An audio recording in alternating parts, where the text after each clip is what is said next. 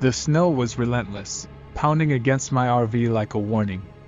The heater had died, and the cold was creeping in fast. That's when I heard it. A scratch, slow and deliberate, on the door. I froze, flashlight in hand, heart pounding. Then, through the window I saw it. Glowing yellow eyes, hollow and unblinking, staring right at me. And the voice, it whispered my name, "Lauren, come outside." I knew if I opened that door, I wouldn't survive. What happened next changed my life forever, and I'll never set foot in the wilderness again. Before we dive into this terrifying story, don't forget to like this video and hit subscribe. Trust me, you won't want to miss what happens next. This hook grabs attention by plunging viewers directly into the most suspenseful moment while creating intrigue about what's to come. Ends with a call to action to engage the audience early. Let me know if you'd like any tweaks.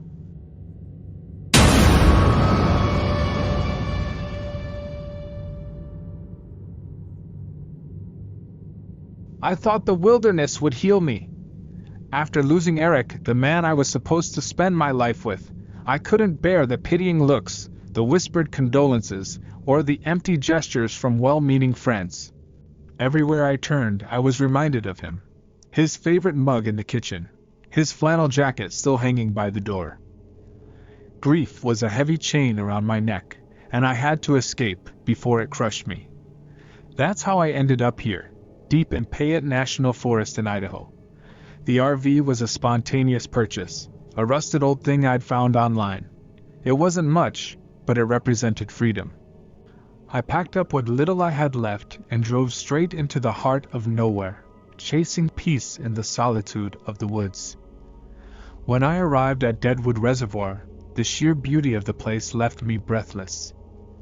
Towering pine trees reached for the sky, their dark green needles dusted with the first hints of snow. The lake was frozen, its surface gleaming under the pale winter sun. A thin mist rolled over the water, giving everything an otherworldly feel. It was eerily quiet. No cars, no planes overhead, just the occasional rustle of wind through the trees. "This will be good for you, Lauren," I whispered to myself, stepping out of the RV. My boots crunched against the icy ground as I stretched, surveying the area. The campsite was secluded, just as I'd hoped. No one around for miles, or so I thought. As I was setting up camp, I noticed someone approaching through the trees. He was a middle-aged man with graying hair and a bulky flannel coat. His face was weathered, like he'd spent more time outdoors than in. "Hey there," he called out, his voice gruff but friendly. "Didn't think I'd see anyone else out here this time of year." "Yeah, same here," I replied cautiously. Something about him put me on edge, though I couldn't put my finger on it. He introduced himself as Tom and asked if I was camping alone. When I nodded, his brow furrowed slightly. "Brave, coming out here by yourself. Winters get rough, and this place, well, it's got its stories." "Stories?" I asked, trying to keep my tone light. Tom shrugged. Just local legends. People say the woods have a way of getting to you." He paused, as if debating whether to say more. "Just be careful. And if you hear anything strange, don't go looking for it." With that, he tipped his hat and disappeared back into the forest. I stood there for a moment, his words lingering in the frosty air. I shook it off, chalking it up to small-town superstition. But as the sun began to set and shadows crept across the campsite, his warning echoed in my mind. Little did I know, those woods held secrets I was not prepared to face. The first night in the RV felt strangely peaceful. After setting up camp, I made a small fire outside, wrapped myself in a thick blanket, and stared at the stars. The sky here was unlike anything back home, clear, vast, and littered with bright constellations I didn't recognize. For the first time in months, I felt like I could breathe. Eric would have loved this place. He always talked about taking a trip like this. Just the two of us, away from the noise of the city. My chest tightened at the thought, but I pushed it away. This wasn't about the past. This was about finding myself again, even if it meant facing the silence alone. Around 10 p.m., the fire started to die down, and the temperature dropped sharply. The forest grew darker, the trees blending into a wall of black that surrounded my little camp. The quiet, which had felt comforting earlier, now seemed oppressive. I could hear every creak of the RV, every rustle of the wind, and every snap of a distant twig. I climbed inside the RV, locking the door behind me, and turned on the small propane heater. Its soft hum filled the space, and the warmth quickly pushed away the chill. The RV wasn't much, just a bed, a small kitchenette, and enough space to stand up without hitting my head. But it felt like a cocoon, shielding me from whatever was lurking out in the dark. Still, I couldn't shake the feeling that I wasn't alone. It started as a faint sound, barely audible over the heater's hum. At first I thought it was the wind, but there was a rhythm to it, a soft, intermittent tapping on the side of the RV. I froze, my pulse quickening. Tap. Tap. I held my breath, straining to listen. Maybe a branch was brushing against the side of the RV? But the trees weren't that close. Tap. My hand moved slowly to the flashlight on the counter. Clutching it tightly, I crept toward the small window near the door.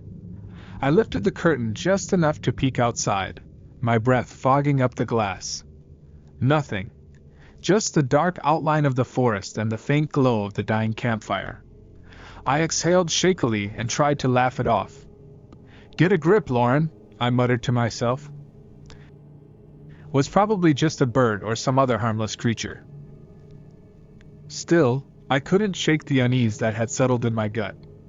I double-checked the locks on the door and windows before crawling into bed, pulling the blanket up to my chin like a scared kid. The tapping didn't come back, but my mind refused to quiet down. That night, I dreamed of Eric, his voice calling to me from the forest, his silhouette just out of reach. When I woke, I couldn't remember what he'd said, but the sound of his voice lingered, leaving me with an inexplicable sense of dread. The next morning, the forest felt different. The sun rose pale and distant, casting a weak light over the snow-dusted landscape. I stepped outside the RV, clutching my mug of coffee, hoping to shake off the lingering unease from the night before. Everything looked untouched. The fire pit was exactly as I'd left it, a black circle of charred logs and ash. The RV stood solid and unbothered. But when I glanced down at the snow surrounding my campsite, I froze. Footprints.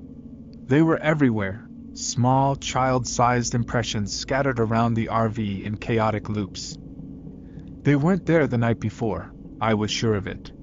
The snow had fallen lightly overnight, enough to preserve the prints in sharp detail. At first, I tried to rationalize it. Maybe an animal had wandered through? But the prints were too precise, too human. Each step pressed deep into the snow, and the stride was short, almost as if a small child had been running in circles around the RV.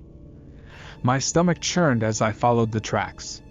They started near the forest edge, wound erratically around my campsite, and then stopped abruptly just a few feet from the RV door. No return path. No signs of anyone leaving. They just ended. I stepped back, my breath fogging in the cold air. "It's just a trick of the light," I whispered to myself. "The snow must have covered the rest." But even as I said it, I knew it didn't make sense. The unease from last night came flooding back, heavier this time. I scanned the forest, half expecting to see someone standing there, watching me. But the trees were still and empty. I tried to shake it off, diving into my usual routine. I grabbed my camera and headed toward the frozen lake to take some photos. The reservoir was stunning in the morning light, its glassy surface reflecting the sky in muted blues and grays. For a while I managed to lose myself in the beauty of the place. But even as I snapped photos, I couldn't ignore the feeling that I was being watched. It prickled at the back of my neck, a heavy awareness I couldn't shake. When I returned to camp, I found something waiting for me. Hanging from the RV door handle was a small talisman, crudely made from twigs and string, tied in the shape of a star. My blood ran cold. It hadn't been there when I left, and no one else was supposed to be out here. Tom's words echoed in my mind. If you hear anything strange, don't go looking for it. I yanked the talisman off the door and tossed it to the ground, my heart racing. Was someone playing a prank? Or was it something worse? That night, as the sun dipped below the horizon and shadows reclaimed the campsite, I locked myself in the RV, the weight of the forest pressing in around me. The silence no longer felt peaceful. It felt alive, and I wasn't sure I was ready to face what came next. The first night had been unsettling, but the second night was worse. After discovering the footprints and the strange talisman, I barricaded myself in the RV. I double-checked the locks on the door and windows, made sure the propane heater was running, and set my survival knife on the counter within arm's reach. I didn't know if I was overreacting, but something in my gut told me to be prepared. The wind howled outside, rattling the RV like an animal trying to get in.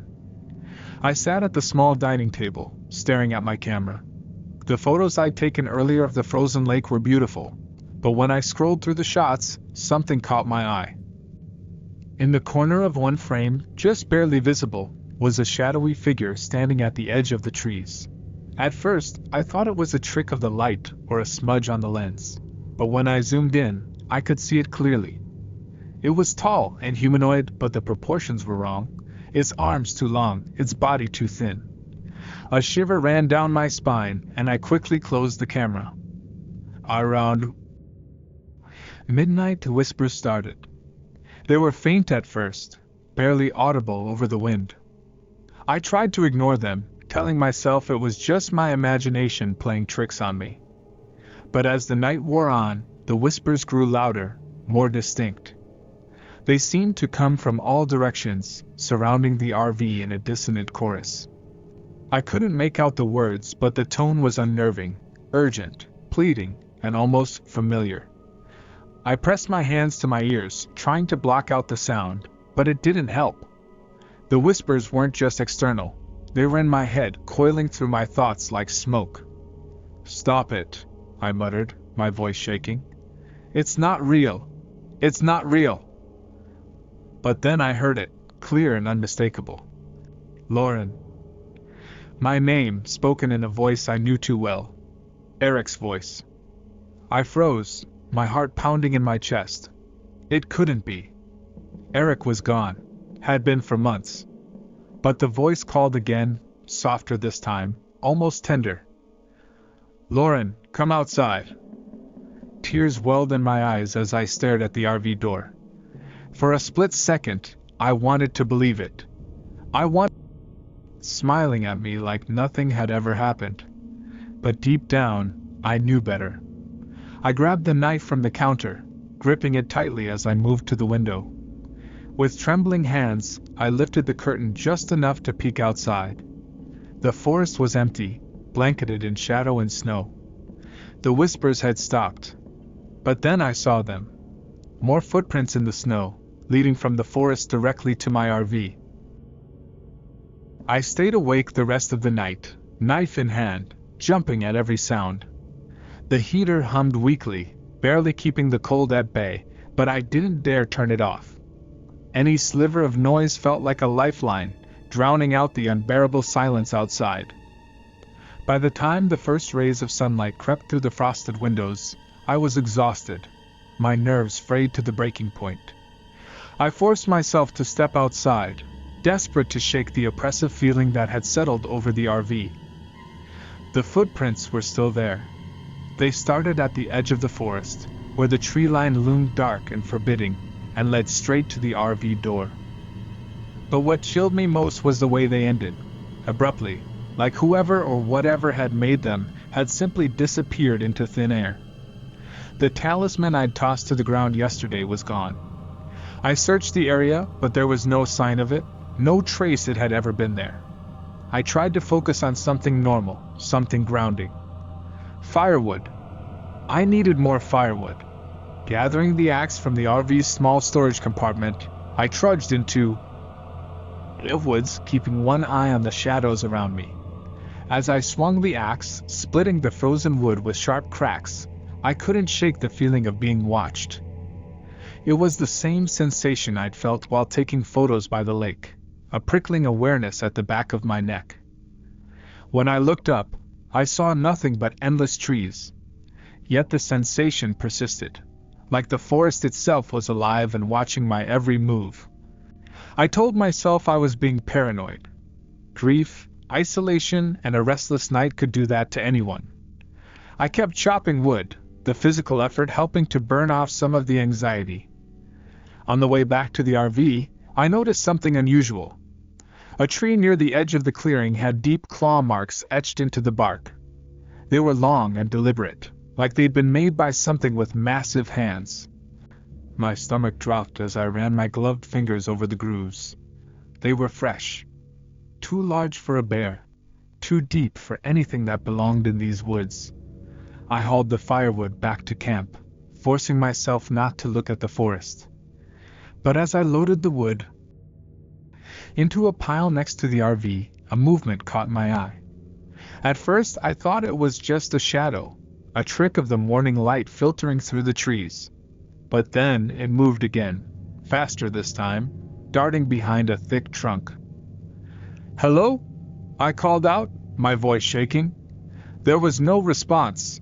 I backed toward the RV, my pulse racing. Whatever was out there, it wasn't human, and it wasn't leaving. I stayed inside the RV for most of the day, trying to convince myself that everything had a rational explanation. Maybe the claw marks were from a bear, and the shadows I saw were just tricks of the light. But deep down, I knew better. By mid-afternoon, I heard footsteps outside, heavy, deliberate crunching in the snow. My heart leapt into my throat. I grabbed the knife from the counter and peeked out the window. To my relief and annoyance, it was Tom. "Didn't mean to scare you," he said as I opened the door.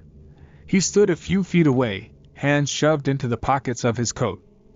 "Saw your RV when I was out hunting. Thought I'd check in." His presence was unnerving. He didn't seem malicious, but there was something about his demeanor that set me on edge, like he knew something I didn't. "Everything okay?" he asked, nodding toward the woods. I hesitated. I think someone's been messing with my camp," I admitted. "I found footprints this morning. Weird ones. And there's this." I stopped myself before mentioning the claw marks or the talisman. Something told me not to say. "Too much." Tom's face darkened. "You should leave," he said bluntly. "What?" "You heard me. Pack up and go. This place, it's not right. Things happen out here that people can't explain." "What things?" He shook his head, his eyes darting to the forest as if expecting something to emerge at any moment. "You don't want to know. Just don't stick around long enough to find out." Before I could press him further, he turned and walked away, disappearing into the trees. His warning rattled me, but leaving wasn't an option. Snow was in the forecast, and the nearest town was hours away. Besides, part of me refused to give in to fear. I decided to distract myself with work. Grabbing my camera, I ventured a little way into the woods, determined to take some photos. The light filtering through the trees was stunning, casting long shadows that seemed to stretch endlessly over the snow. I snapped picture after picture, losing myself in the rhythm of the shutter clicks. For a moment, I almost felt normal again. But then I saw it. At first it was just a flicker of movement, something darting between the trees.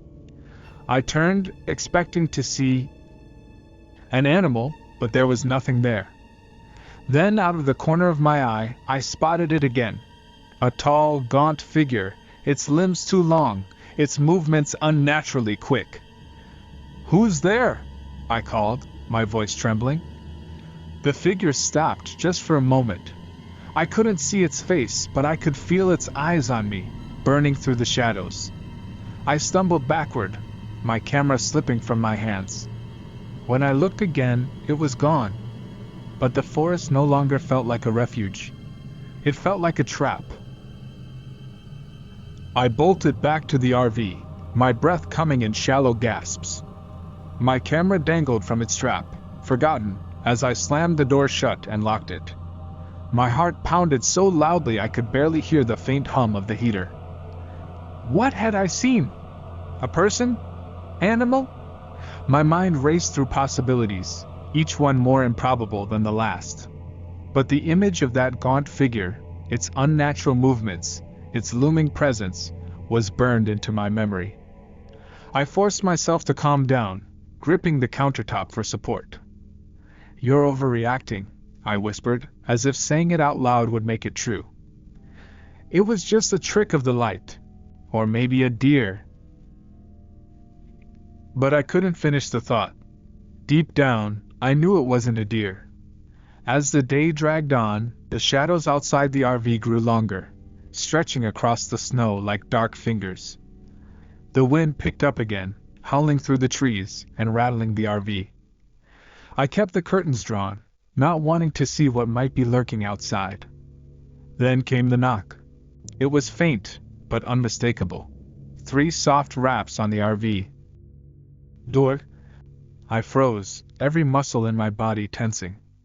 My first instinct was to ignore it, to pretend I hadn't heard. But then it came again. Knock. Knock. Slowly I crept to the door, the knife clutched tightly in my hand. My breath fogged the window as I peeked through the small curtain. Nothing. The clearing was empty, the snow undisturbed. But I could feel it. Something was out there, watching me. The knock came a third time, louder this time, as if it was daring me to open the door. My grip on the knife tightened, and I forced myself to look through the window again. That's when I saw them. Footprints. They started at the edge of the forest and led straight to the RV door. Fresh, deep impressions in the snow, the same child-sized prints I'd seen the day before. But there was no one there. Panic clawed at my throat as I backed away from the door. The wind outside seemed to grow louder, almost like a voice whispering words I couldn't understand.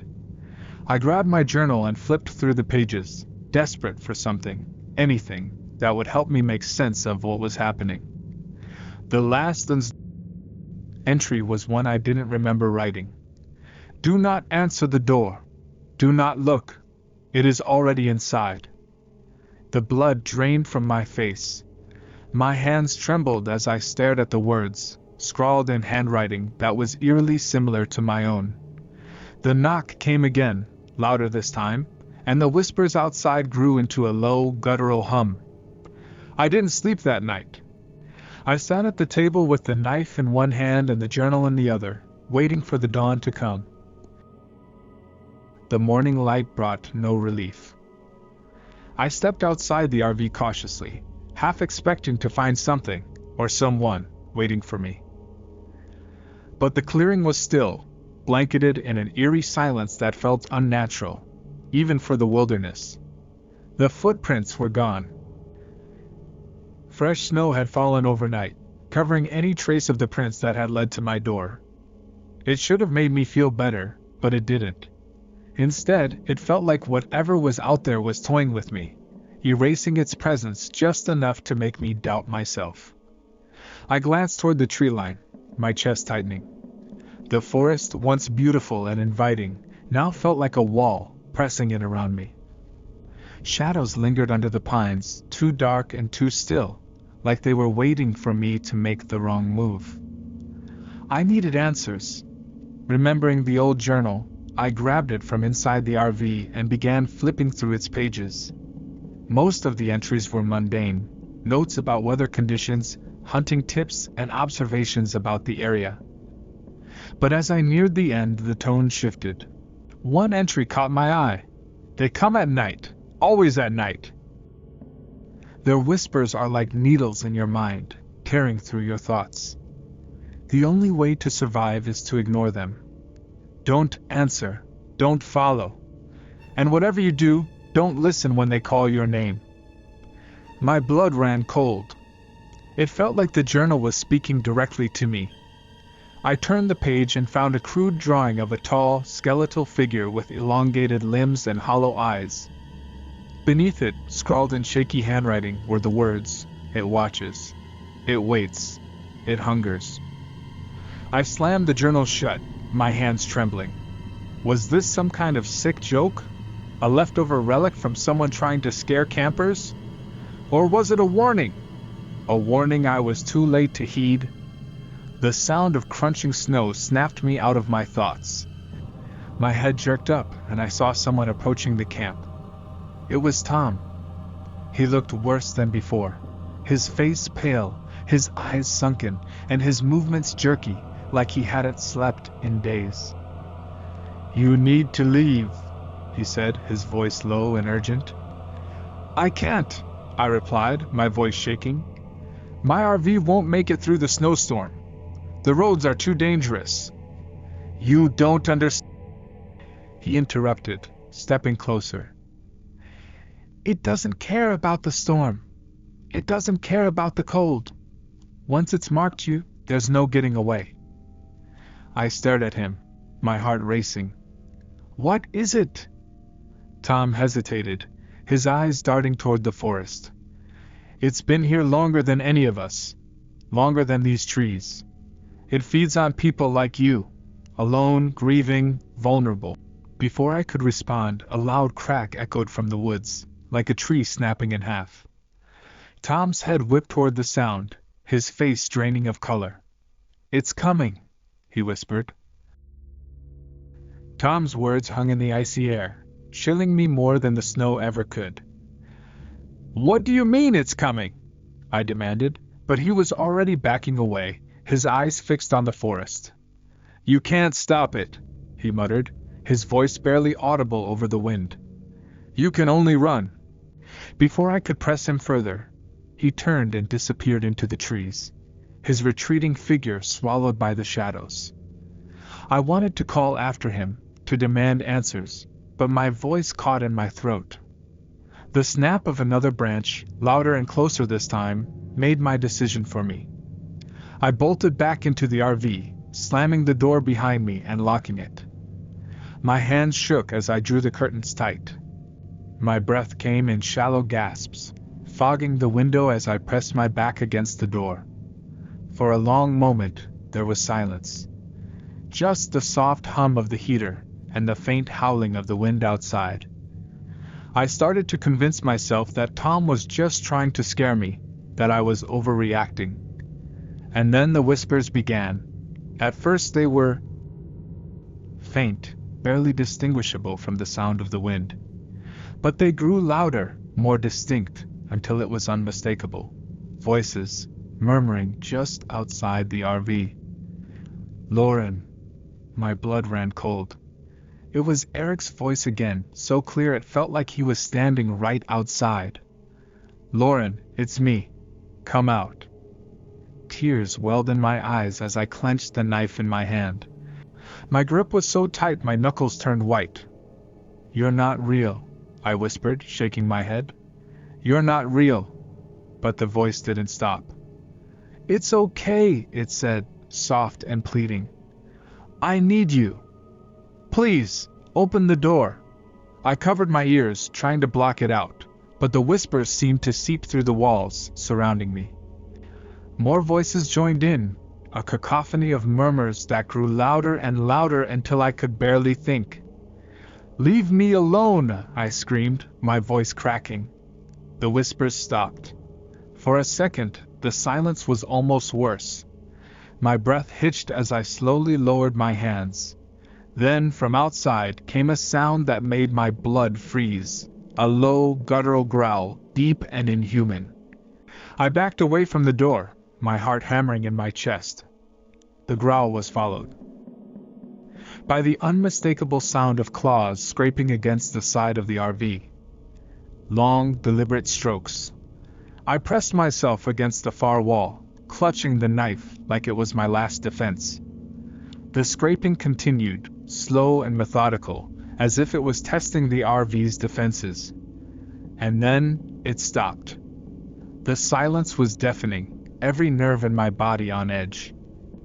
I moved toward the window, my hands trembling as I lifted the curtain just enough to peek outside. I wished I hadn't. Standing at the edge of the clearing was a figure. Tall, impossibly thin, with glowing yellow eyes that pierced through the shadows. It didn't move. It just stared. And then it smiled. I stumbled back from the window, my heart pounding so hard it felt like it would burst out of my chest. The smile, it wasn't human. It stretched too wide, revealing jagged yellow teeth that seemed too large for its gaunt face. The glow of its eyes burned into my memory, making it impossible to look away. Then, without warning, it moved.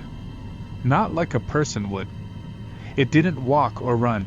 It glided, jerky and unnatural, closer to the RV. My breath hitched as it stopped just at the edge of the RV's headlights, standing in the faint beam like it knew exactly where the light ended. "Lauren," the voice came again, but this time, it didn't come from the figure. It came from the walls of the RV itself, as if the creature's voice had seeped inside. My hands trembled as I backed further into the RV, gripping the knife tighter. My mind raced. What was I supposed to do? My first instinct was to call for help, but my phone was useless out here. No signal, no lifeline. The scraping started again, this time on the roof. I froze, staring up. As the sound moved, deliberate and slow, as if it were tracing the edges of the RV. My pulse quickened as the whispers returned, filling the small space, overlapping each other until they became a maddening cacophony. "Lauren, let us in!" "No!" I screamed, clutching the knife so hard my knuckles ached. "Leave me alone!" The RV shook violently, as though something heavy had landed on top. Pots and pans clattered in the kitchenette, and the overhead light flickered, casting shadows that seemed to stretch and writhe along the walls. I scrambled toward the small storage compartment under the bed, fumbling for the flare gun I'd packed in case of emergencies. My hands shook as I loaded a flare, the metal cold against my fingers. The whispers stopped again. I held my breath, waiting for the next sound. The silence pressed against me, heavy and suffocating. Then, from outside, I heard a single knock on the door. Knock. I raised the flare gun, aiming it shakily at the door. My legs were like jelly, threatening to give out beneath me. Knock. "Lauren." The voice was clearer now, sharper, as though it were right on the other side of the thin metal door. "Knock." "Open the door, Lauren. It's safe now. I'm here." It was Eric's voice again, and this time it sounded so real I nearly dropped the flare gun. My hand hovered over the door handle, my mind screaming at me to stop, but my heart begging me to believe it could be him. I took a step closer. "Lauren," the voice pleaded. "Please, don't leave me again." My fingers brushed the cold metal of the handle. Then, from the corner of my eye, I saw movement at the window. The glowing yellow eyes stared back at me, and this time, they were inside the RV. The sight of those glowing yellow eyes inside the RV sent a jolt of terror through me. My body reacted before my mind could catch up. I screamed, stumbling backward and nearly tripping over the edge of the bed. The thing moved closer, its body contorting unnaturally to fit within the small space. Its limbs bent at sharp angles, joints popping as it unfolded itself like some grotesque puppet. The air in the RV grew colder, my breath fogging as the heater struggled against the chill. "Lauren," it whispered, its voice no longer sounding like Eric's. It was deeper now, raspier, and layered with something wrong. "You can't hide." I raised the flare gun, my hands trembling so hard I thought I might drop it. "Stay back!" I shouted, though my voice cracked under the weight of my fear. The creature paused, tilting its head to one side. Its mouth stretched into that horrible too-wide smile again. Then, it lunged. Instinct kicked in. I pulled the trigger, and the flare burst out with a deafening hiss, bathing the RV in a searing red light. The creature recoiled, a guttural screech ripping through the small space as the flare struck its chest. Its skin bubbled and blackened as it twisted in pain, clawing at the air. I didn't wait to see what would happen next. I grabbed my bag, threw open the RV door, and ran. The cold hit me like a wall, but I didn't stop. I stumbled through the snow, the trees blurring together as I pushed deeper into the forest. My boots slipped on the icy ground, and branches tore at my coat, but I didn't dare look back. Behind me, I could hear it, the heavy crunch of snow and the wet, rasping breaths of something that wasn't human. "Lauren," the voice called again, echoing through the trees. It was everywhere now, surrounding me, taunting me. "You can't run from me!" My lungs burned as I kept running. My legs. The forest seemed endless, the towering pines closing in around me like a cage. Then, up ahead, I saw it. A faint glow in the distance. A cabin. Relief surged through me as I stumbled toward it, my body screaming for rest. When I reached the door, I pounded on it with all the strength I had left. "Help!" I shouted. "Please, let me in!" There was no answer. The cabin looked abandoned, the windows dark and empty. Desperation overtook me, and I threw myself against the door, forcing it open. Inside, the cabin was cold and barren, with only a broken table and a dusty stove to show it had ever been used. I slammed the door shut behind me and locked it, my breath coming in ragged gasps. For a moment, all was silent. The only sound was my heartbeat pounding in my ears. Then, from outside came the sound of scratching. Slow, deliberate, right against the cabin door. The scratching at the door was slow and deliberate, like it wanted me to know it was there. Each scrape sent a shiver down my spine. I pressed my back against the far wall of the cabin, clutching the knife and flare gun as though they could protect me from the nightmare outside. "Lauren," the voice came again, muffled but clear. It was impossibly close now, just on the other side of the thin wooden door. "You can't hide forever." I wanted to scream, to fight back, but fear rooted me in place. My mind raced. The cabin was flimsy, no real barrier between me and whatever was outside. And then I noticed it, the chimney. A gust of wind howled through the cabin, carrying with it a faint, acrid smell. Smoke? No, something worse. Something foul and decayed. My eyes darted to the fireplace. The realization hit me like a punch to the gut. It wasn't trying to break through the door. It was coming down the chimney. Ash and soot spilled onto the hearth, as I heard the first scrape of something clawing its way inside. My body moved on. Autopilot. I grabbed one of the broken table legs and shoved it into the fireplace, trying to block the opening. But it was too late.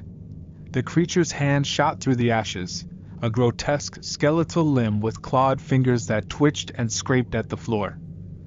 I screamed and stumbled back as its other arm followed, pulling the rest of its emaciated body into the cabin. The glow of its yellow eyes illuminated the dark room, locking onto me like a predator sizing up its prey. Its mouth stretched into that horrifying grin, revealing rows of jagged teeth stained with something black. "Why run?" it rasped, its voice reverberating in the small space. "You belong to me now." I backed into the corner, fumbling with the flare gun. My hands shook so violently I nearly dropped it. The creature crawled toward me, its movements jerky and unnatural, like a marionette being dragged by invisible strings. As it reached for me, I fired the flare. The burst of red light filled the cabin, and the creature shrieked, its elongated limbs writhing as the flare struck its chest. The smell of burning flesh filled the air, but it didn't stop.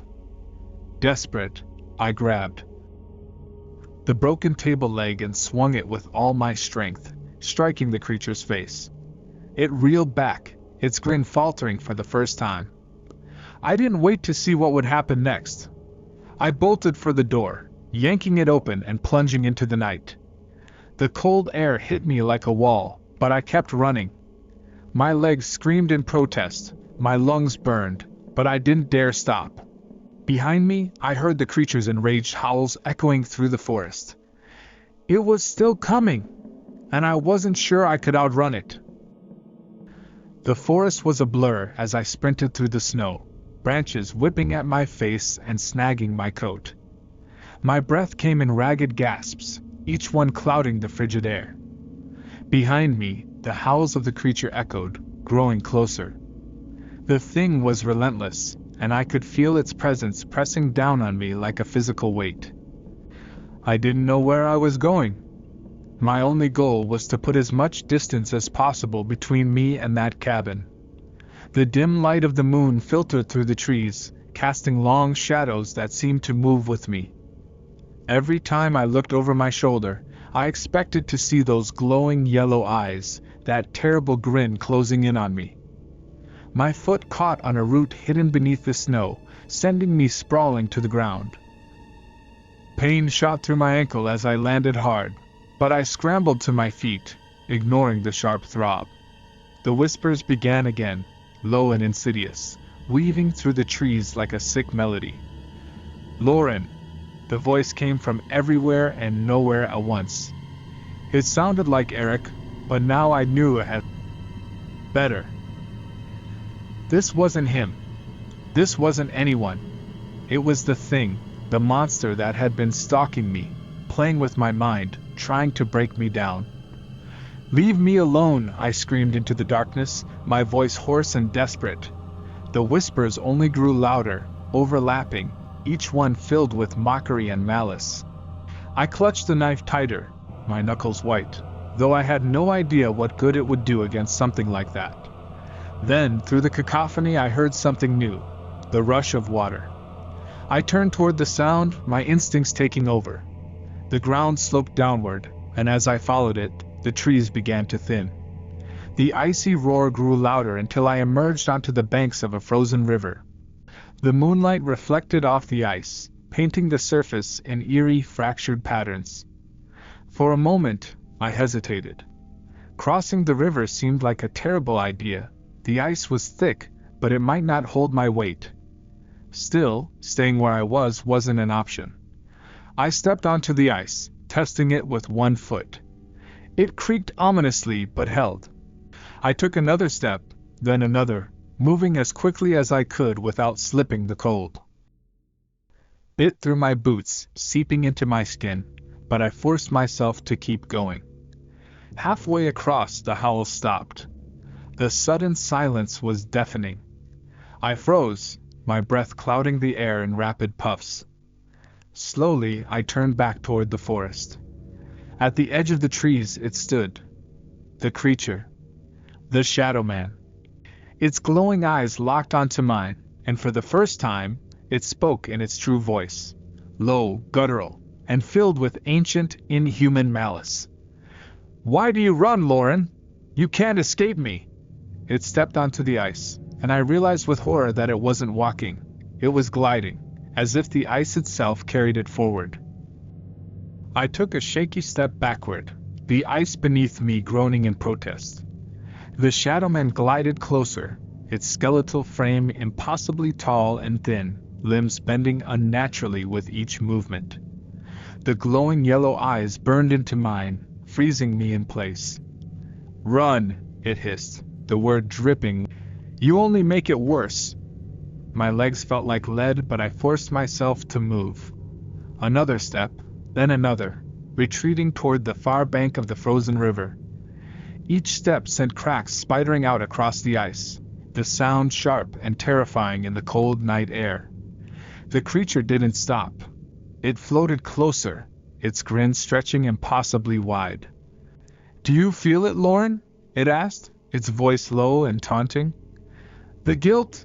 The grief? You carry it with you, feeding me, calling me to you. I stumbled, nearly losing my footing. The words hit like a punch to the gut. It knew. It knew about Eric, about the accident, about the guilt that had eaten away at me ever since. I didn't call you, I shouted, my voice shaking. The Shadowman laughed, a hollow echoing sound that made my skin crawl. You did, it said. Every tear, every scream, every sleepless night. You called me, and now I'm here. You belong to me. The ice groaned louder, and I glanced down in panic. Cracks were spreading out in jagged lines, water seeping through the fractures. I was running out of time. Desperate, I clutched the knife in my hand. It felt pitiful, like a toy against something so ancient and but I had no other choice. The Shadowman stopped a few feet away, tilting its head as if amused by my defiance. Do you think that will save you? It asked, gesturing toward the knife. I swallowed hard, my throat dry. Stay back, I said, though my voice wavered. It took another step, and the ice beneath its feet didn't so much as creak. The cracks under me, however, deepened with every move I made. Lauren, it whispered, its voice soft and almost tender now. Let me take it all away. The pain, the guilt, you'll feel nothing. For a brief, horrifying moment, I wanted to believe it. The thought of escaping the constant ache, the memories that haunted me, it was tempting. But then I remembered Eric's voice. Not the distorted imitation the Shadowman used, but the real Eric, laughing as we planned this very trip. The life we were supposed to have. No, I said through gritted teeth, gripping the knife tighter. You can't have me. The Shadowman's grin faltered for the first time, its eyes narrowing. Then you will suffer! It lunged, and I reacted without thinking. I drove the knife into the ice at my feet, shattering the fragile surface. The river roared as the ice gave way beneath us. I fell into the freezing water, the Shadowman's shriek echoing in my ears as the current dragged me under. The icy waters swallowed me whole, stealing the air from my lungs. The shock hit me like a fist to the chest, my body convulsing as the freezing cold stabbed into every nerve. The current was fierce, dragging me under and spinning me like a leaf caught in a storm. I fought to surface, my arms flailing, but the heavy layers of my clothing soaked through, weighing me down. The world above was a blur of distorted moonlight and churning water, and the roar of the river filled my ears. Then I saw it. The Shadowman was in the water with me, its skeletal frame moving unnaturally through the current, as though it wasn't bound by the same laws as me. Its glowing yellow eyes burned even brighter now, cutting through the dark water like twin torches. You can't escape, it hissed, its voice audible even over the rushing water. You belong to me. Panic surged through me as I kicked harder, trying to break free from the current and put as much distance between me and that thing as possible. My hands found a jagged edge of ice, and I clawed at it, desperate to pull myself out. The ice cracked under my weight, sending sharp jolts of terror through me, but I managed to haul myself halfway onto the fragile surface. My arms burned, my fingers numb and clumsy, but I kept going, dragging my legs out of the water. Just as I thought I was safe, the ice shifted beneath me, and I felt something cold and unrelenting wrap around my ankle. I looked down. The Shadowman's hand had broken through the ice, its claws digging into my leg with unnatural strength. Its face appeared just below the surface, grinning up at me with that horrifying, too wide smile. No, I screamed, kicking with every ounce of strength I had left. My boot connected with its face, and for a moment, its grip loosened. I scrambled forward, ignoring the jagged edges of the ice cutting into my palms. The Shadowman's hand shot up again, grabbing for me, but I was faster this time. I reached a thicker patch of ice and threw myself onto it, rolling as far away from the hole as I could. The shadow man surfaced, its gaunt frame pulling itself halfway out of the water. It didn't look as invincible now. Its movements were slower, more deliberate, and the water seemed to sap some of its unnatural grace. It growled, its yellow eyes locking onto me. "You think this ends here?" it rasped, its voice dripping with venom. "You've only delayed the inevitable." I didn't wait to hear more. Ignoring the pain in my limbs and the cold that had seeped into my bones, I stumbled to my feet and started running again, the frozen ground crunching beneath me. Behind me, the shadow man howled in rage, its voice echoing through the forest like a death knell. The freezing air burned my lungs as I stumbled through the forest, my legs numb and heavy from the icy water. Every step felt like a battle, the cold sinking deeper into my body with each passing second. My soaked clothes clung to me like dead weight, slowing me down. But I couldn't stop. The shadow man's howl still echoed behind me, its rage reverberating through the trees.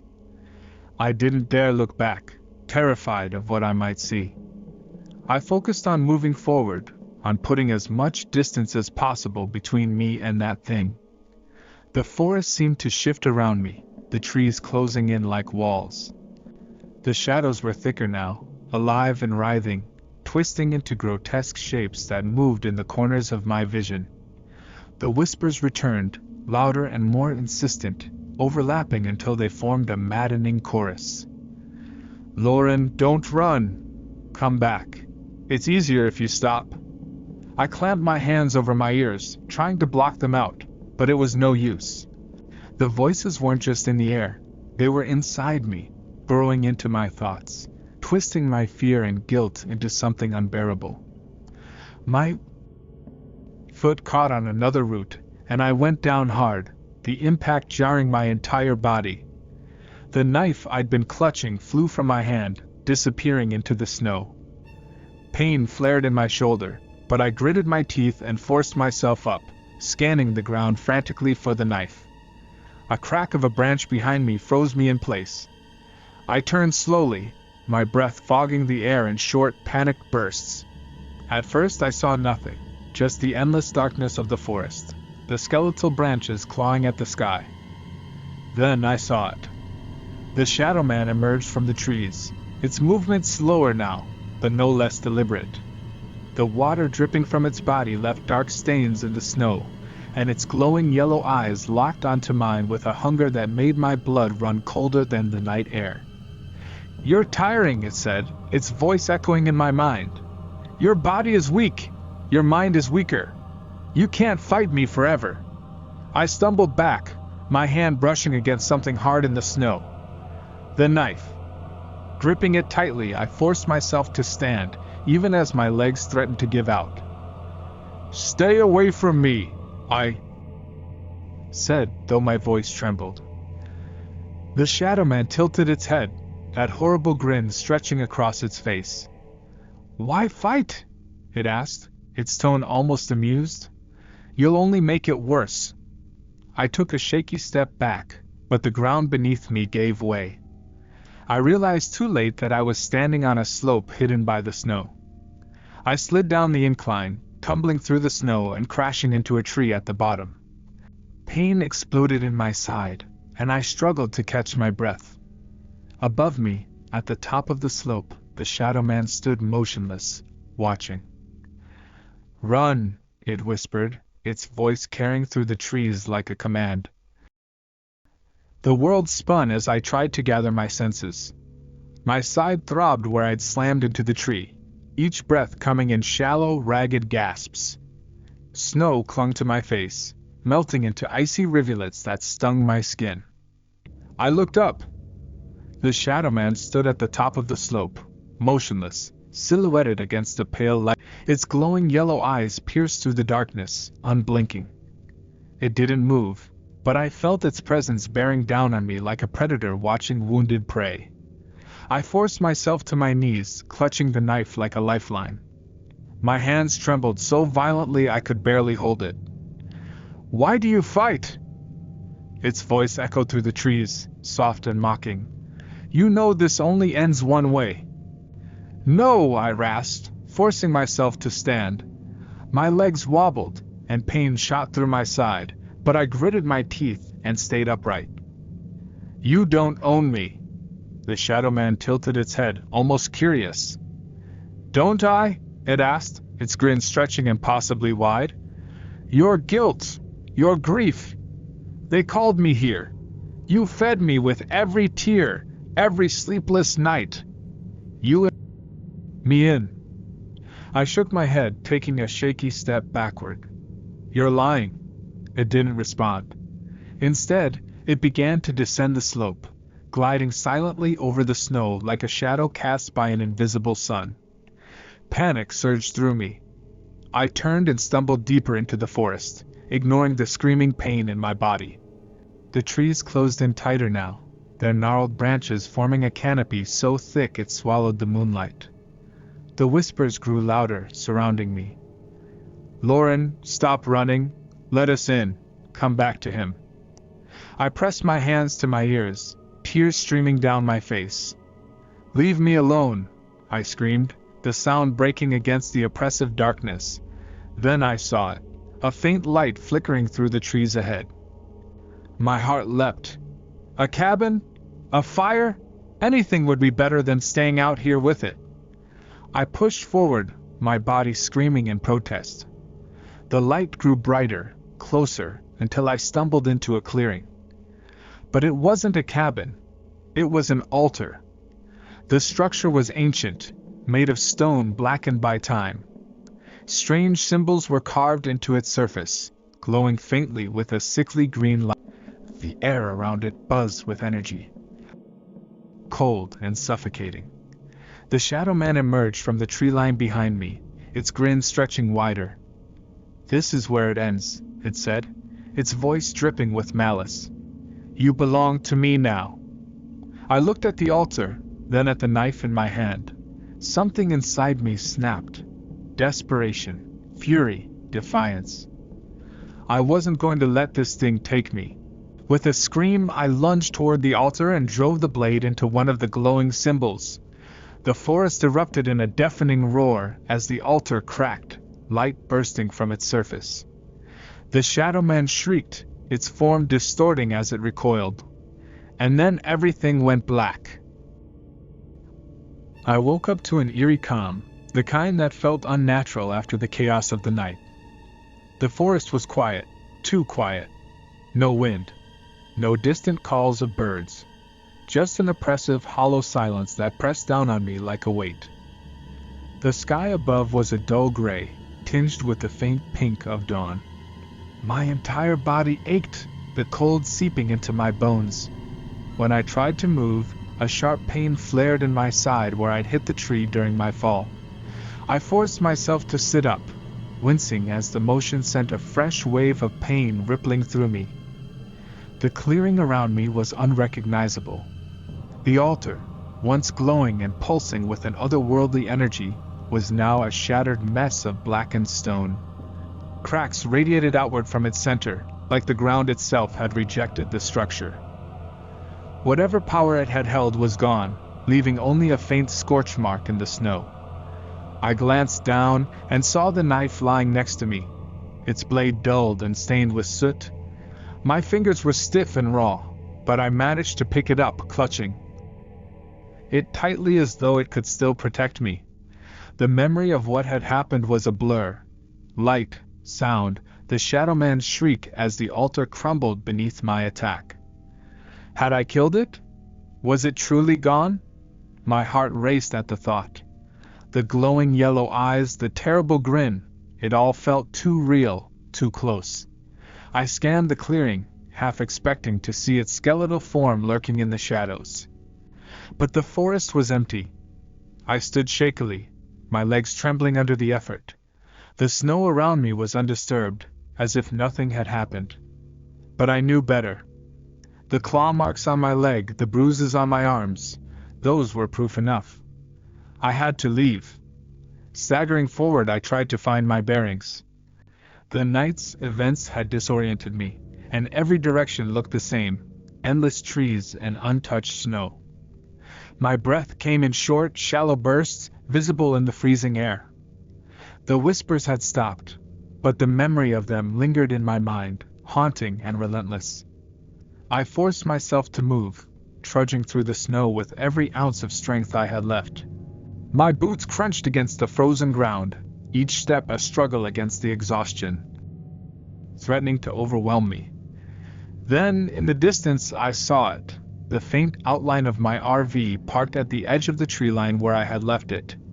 Relief surged through me like a lifeline.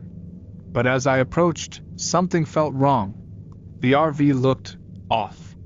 The windows were streaked with smudges, handprints that hadn't been there before. Long, jagged claw marks raked across the side, deep enough to gouge through the metal. My relief turned to dread as I realized the truth. The Shadow Man might be gone, but it had left its mark. I stopped in my tracks, my chest tightening as I stared at the RV.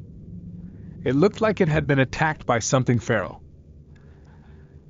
The claw marks on the side were deep, jagged gashes that exposed raw metal beneath the paint. The windows were streaked with foggy handprints, smudged, childlike, and far too many to count.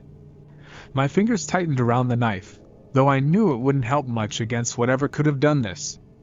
I forced myself to move forward, one shaky step at a time.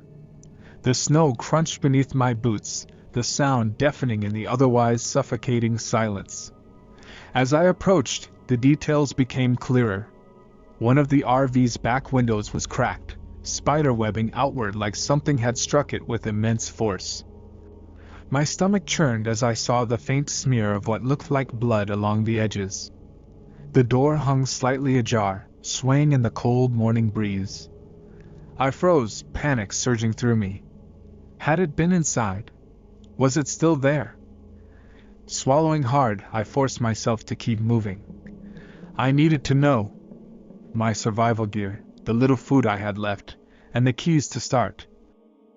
The RV and get out of this nightmare were all inside. The door creaked loudly as I pushed it open, the sound echoing unnaturally in the stillness. I stepped inside, gripping the knife tightly, ready to defend myself if I had to. The interior of the RV was a wreck. The small table was overturned, its legs snapped clean off. My bedding was shredded, tufts of fabric scattered across the tiny space. The propane heater had been knocked over, its fuel canister lying on its side. But it was the smell that hit me the hardest. A foul, acrid stench filled the air, something between rotting meat and burnt wood. It was the same smell I'd noticed near the altar.